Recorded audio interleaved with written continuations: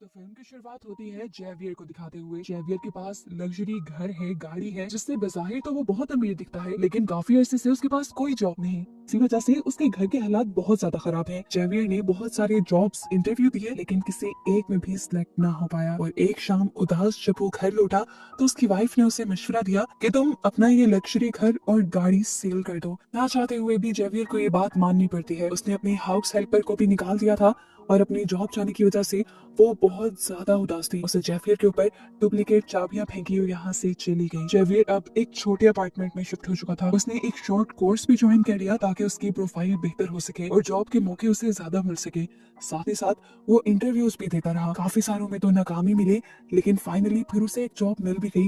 वो बहुत ज्यादा खुश था, लेकिन तब तक जब तक उसे ये पता नहीं चला कि उसे पहले 6 महीने इस कंपनी में अनपेड इंटर्नशिप करनी होगी। समझने कि फ्री में काम करना होगा एक्सपीरियंस के लिए। जेवियर इस टाइम बहुत ज्यादा उदास हो चुका था। वो इस जॉब से भी इनकार करके चला आता है। जाते हुए उसे अपनी कार में से वो चाबी मिलती है जो उसकी हेल्पर उसके मुंह पर फेंक कर गई थी। उसने वो कीज उठाई और अपने पुराने घर की तरफ मुड़ गया। काफी देर वो बाहर खड़ा रहा और जब उसने देखा कि घर में रहने वाले नए लोग यहाँ से जा चुके हैं, तो वो सबसे छुपते हुए उसी घर में घुस गया। जेवियर इस घर में नए ऑनर की पिक्चर देखता है। इस घर से दिखने वाला प्यारा व्यू देखता है जो उसकी हमेशा से याद था, और काफी देर यहाँ स्पेंड करता है, जिससे उसे काफी बेहतर फील होने लगा। और फिर वो घर चला गया। अगले दिन दोबारा वो आया। आज तो वो इस घर की तलाशी भी लेने लगा था। उसे घर में बहुत सारे डॉक्यूमेंट्स और एक रेड कलर का टोकन मिला। ये टोकन एक रिहैब सेंटर का था। वहाँ कौन और क्यों जाता था, जेवियर ये जानने के लिए उनका कंप्यूटर ऑन कर लेता है। उनके कंप्यूटर से जेवियर को उनके बारे में बहुत सारी इंफॉर्मेशन मिलती है, जैसा कि 1 साल पहले इस फैमिली का एक्सीडेंट हुआ था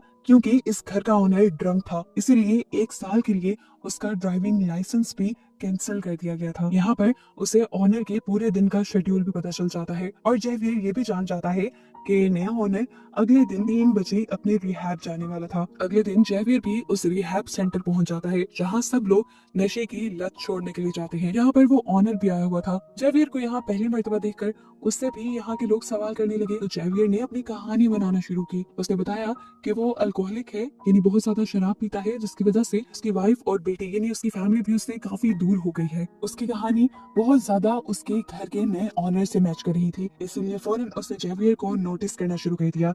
और यही तो असल में जेवियर का प्लान था। जल्द ही इन दोनों में बातचीत होकर अच्छी दोस्ती बन जाती है। इस लड़के का नाम हमें टॉमस पता चलता है। अगले दिन जेवियर दोबारा टॉमस के घर जाता है, उसका कंप्यूटर ऑन करता है और उसके शेड्यूल में बहुत सारे चेंजेस कर देता है। अब क्योंकि ये शेड्यूल उसके मोबाइल से भी इंटरलिंक था, तो उसके मोबाइल वाला शेड्यूल भी चेंज हो गया। टॉमस का कैलेंडर चेंज होने की वजह से वो अपनी बेटी को स्कूल से लेने बहुत लेट पहुंचता है, और ऐसे उसकी वाइफ और बेटी यानी उसकी फैमिली उससे बहुत नाराज होती है। इस दिन की वजह से टॉमस बहुत ज्यादा उदास हो चुका था। वो बहुत ज्यादा एफर्ट कर रहा था अपनी फैमिली को ठीक करने की। अगले दिन भी वो रिहैब क्लासेस में जाता है और यहाँ पर दोबारा उसकी मुलाकात जेवियर से होती है। ग्रुप डिस्कशन के बाद ये लोग दोबारा कॉफी शॉप में आ जाते हैं, जहाँ पर टॉमस जेवियर से काफी सारी बातें शेयर करता है अपनी फैमिली के बारे में, और अपनी फैमिली की पिक्चर भी दिखाता है और जेवियर को भी कहता है कि तुम भी अपनी फैमिली की पिक्चर दिखाओ। तो जेवियर कहता है अभी तो मेरे पास पिक्चर नहीं, लेकिन कल को मैं जरूर दिखाऊंगा। इनकी दोस्ती इतनी बढ़ जाती है कि टॉमस जेवियर को अपने घर बुला लेता है। जेवियर को इस पॉइंट पे ऐसी खुशी होती है जैसे उसका कोई मिशन कंप्लीट हो गया हो। अगले दिन वो अपने पुराने घर यानी टॉमस के घर बूकी लेकर पहुंच जाता है। यहाँ पर अब उसे अपना पुराना माली मिल जाता है, जो उससे पूछता है आप किससे मिलने आए हैं। वो नहीं चाहता था कि किसी को पता चले वो टॉमस से मिलता है, इसलिए उसने कहा अभी भी मेरे कुछ डॉक्यूमेंट्स मेरे पुराने एड्रेस पे आते हैं, मैं बस वही पिक करने आया हूँ। खैर अब वो घर के अंदर आ जाता है। टॉमस उसका अच्छा वेलकम करता है और अभी तक टॉमस की बात नहीं जानता कि पहले ये घर जेवियर का ही हुआ करता था। जेवियर इन लोगों के साथ काफी बातें करता है, डिनर करता है और चला जाता है। अगले दिन टॉमस जब ऑफिस के लिए निकल रहा था, तो उसके माली ने आकर उससे पूछा क्या कल यहाँ के पुराने ओनर अपने कुछ बिल्स लेने के लिए आए थे। टॉमस ने कहा नहीं, ऐसा तो कुछ नहीं हुआ। अब माली तो टॉमस से सॉरी करके साइड पे हो जाता है, लेकिन वो समझ गया था कि जरूर जेवियर के माइंड में कुछ चल रहा है। वो कल टॉमस से ही मिलने आया था, लेकिन वो इस बारे में शायद किसी को बताना नहीं चाह रहा। इसी दिन दिखाया जाता है कि जेवियर अपनी कार का जानबूझकर एक्सीडेंट कर देता है और फिर जल्दी से कॉल करके टॉमस को अपनी मदद के लिए बुलाता है। इस टाइम जेवियर के हाथ में एक शराब की बोतल थी, जिसे देखकर टॉमस को लगा कि उसने ड्रंक होकर ये एक्सीडेंट किया है। जब टॉमस ने जेवियर के हाथ से वो बोतल ली तो कुछ कतरे टॉमस के ऊपर भी गिर गए।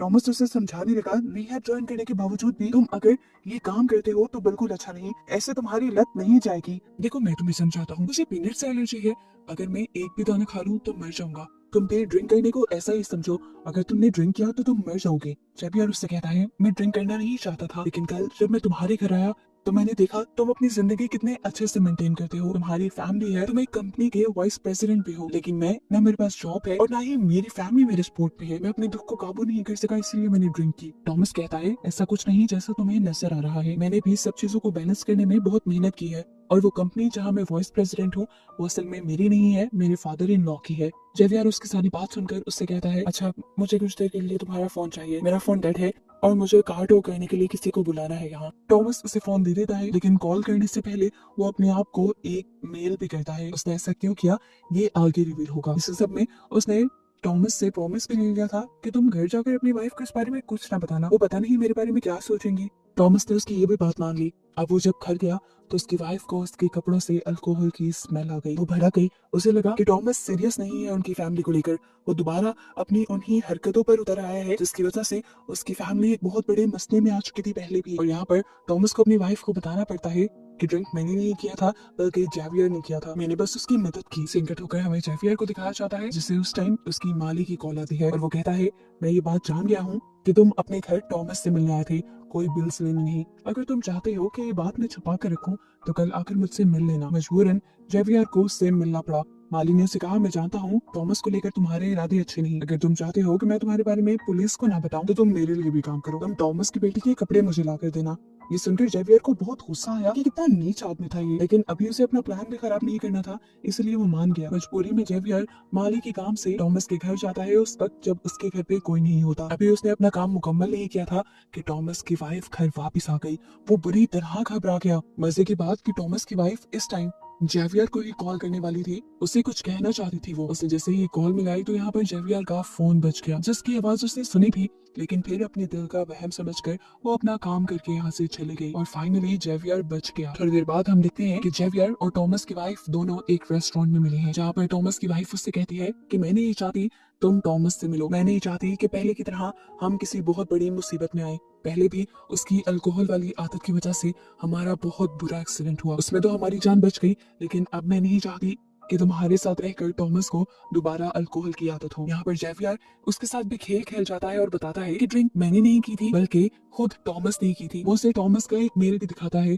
जिसमें लिखा था जल्दी से यहाँ आओ, मैं मुसीबत में फंस गया हूँ। ये असल में वही मेल है जो जेवियर ने थॉमस का फोन लेके अपने फोन पे उसी टाइम कर ली थी, यानी ये सारा प्लान उसने पहले से ही सोच रखा था। अब घर पे हम देखते हैं कि थॉमस की वाइफ और थॉमस के दरमियान में बहुत बुरी लड़ाई हो जाती है इस मिसअंडरस्टैंडिंग की वजह से। जेवियर के घर पे उसे एक पार्सल रिसीव होता है जिसमें हम देखते हैं कि पेपर स्प्रे और पीनट स्प्रे था। वो बड़ी ही चालाकी से पीनट स्प्रे को पेपर स्प्रे के अंदर इंजेक्ट कर देता है और बाकी बचे हुए सामान को फेंक देता है। जेवियर जिस टाइम में सब कुछ कर रहा था वो ये नहीं जानता था कि उसकी वाइफ उस पर नजर रखे हुए है। वो अब ये लेकर थॉमस की वाइफ के पास जाना चाहता था, लेकिन उसे शक हो गया कि उसकी वाइफ उसका पीछा करने लगी है, इसीलिए वो अपने कोर्स सेंटर चला गया। जेवियर की वाइफ ने जब उसे क्लास में बैठा देखा तो वो रिलैक्स होकर यहाँ से चली गई। इसके बाद जेवियर गार्डनर से मिलने के लिए आता है। वो उसे थॉमस की बेटी के कपड़े दे देता है, लेकिन अब उसकी डिमांड और ज्यादा बढ़ गई थी। वो जेवियर से कहता है तुम अब ये कैमरा थॉमस की बेटी के कमरे में लगा देना। जेवियर को लगा कि ये उसके लिए अब खतरा बनता जा रहा है, इसीलिए बड़ी ही जहानत से उसने माली को कुछ इस तरह से मारा कि हर किसी को उस माली की मौत एक हादसा लगी और जेवियर बिल्कुल नहीं फंसा। इसके बाद वो जाता है थॉमस के ऑफिस।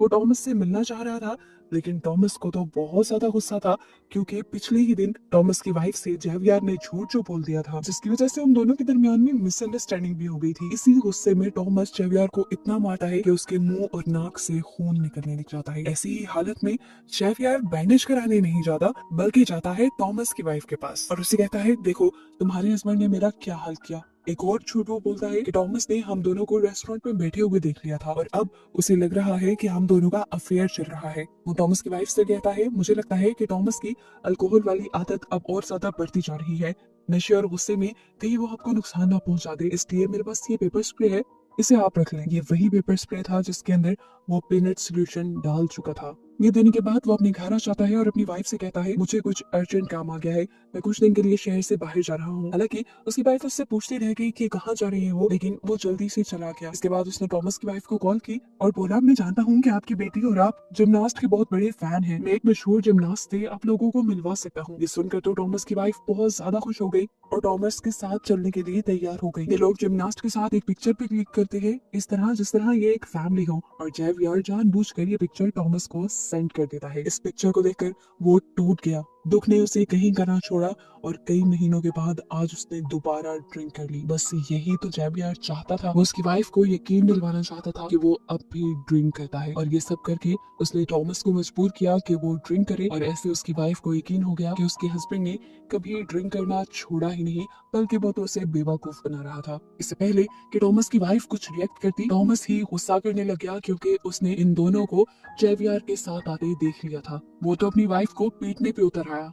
टॉमस की वाइफ को अपने आप को बचाने का और कोई रास्ता नहीं मिला। उसे याद आया जेवियर का दिया हुआ वो पेपर स्प्रे, जिसे उसने आगे बढ़कर दराज से निकाल लिया और जल्दी से टॉमस के ऊपर स्प्रे कर दिया। अब क्योंकि इसके अंदर पीनट सोल्यूशन था तो फौरन टॉमस को एलर्जी हो गई और उसका सांस उखड़ने लगा। टॉमस की वाइफ को लगता है कि वो मर गया। घबराहट में वो जेवियर को कॉल करती है और जल्दी से उसे अपने घर बुलाती है।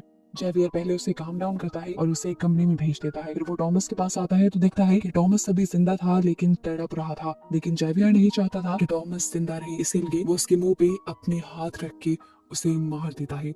वो पहले से ही ग्लव्स पहने हुए था, मतलब वो टॉमस को मारने के ही इरादे से आया था। और फिर टॉमस आखिर मर जाता है। अब सीन यहीं से कट होकर हमें कई माह बाद का सीन दिखाया जाता है। हमें पता चलता है कि जिस कंपनी का वाइस प्रेसिडेंट पहले टॉमस था, अब उसी कंपनी में वही पोस्ट जेवियर ले चुका है, क्योंकि उसने टॉमस की वाइफ से शादी कर ली थी। टॉमस को मारकर उसने टॉमस की जगह, घर, सब कुछ ले लिया, यहाँ तक कि उसकी फैमिली भी, और अपनी लाइफ सेट कर ली। हम देखते हैं कि यहाँ पर जेवियर से उसकी वाइफ मिलने के लिए आती है, उसे अब वो डाइवोर्स दे चुका था। वो उसे कहती है मैं जानती हूँ कि टॉमस को तुमने ही मारा है, क्योंकि तुमने पेपर स्प्रे में जब वो पीनट सोल्यूशन मिलाया था तो मैंने तुम्हें देख लिया था। मैं चाहूँ तो अभी भी जाकर पुलिस को ये बयान दे सकती हूँ। उसकी ब्लैकमेलिंग में जेवियर नहीं आता और उससे कहता है तुम जो चाहो कर लो, अगर तुम चाहती हो अपने बेटे का ब्राइट फ्यूचर तो तुम ऐसा नहीं करोगी, क्योंकि मैं तुम्हें पैसा देना बंद कर दूंगा, और अगर इस सब के बावजूद तुम अपना शौक पूरा करना चाहो तो कर लो। अब मुझे कोई डर नहीं, मेरे पास बहुत पैसा है, मैं कोई भी बड़े से बड़ा लॉयर करके ये केस जीत जाऊंगा और तुम्हारे हाथ कुछ नहीं आएगा।